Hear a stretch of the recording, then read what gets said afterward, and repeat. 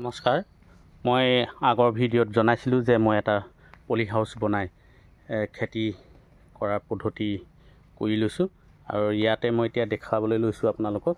মই এয়া মূলা পাৰিছোঁ, ধনিয়া আৰু লাই এনেকৈ এতিয়া ৰাতিপুৱা পানী দিয়া হ'ল। পানী দিয়াৰ পাছত এনেকৈ আপোনালোকৰ হাউলি গৈছে, অলপ ওখ হৈ গৈছে চাইজতকৈ।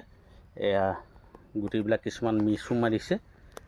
মই এয়া দেখাইছোঁ যে এই ধৰণেই বেড বনাই পেলাই মই লাই, ধনিয়া আৰু বিভিন্ন শাক পাচলি অফ ছিজনৰ কাৰণে আৰু বা ছিজনতো আপোনালোকে এনেকৈ কৰিব পাৰিব।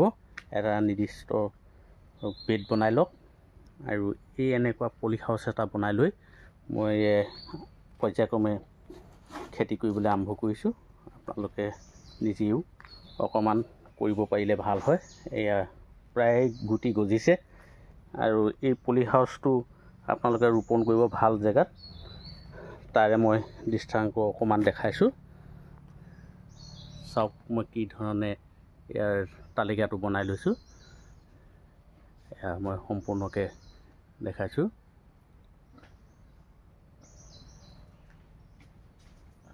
আপোনালোকে চাওক, প্ৰায় 72 ফুটৰ দৈৰ্ঘ্যৰে এটা পলি হাউচ ৰোপণ কৰা হৈছে।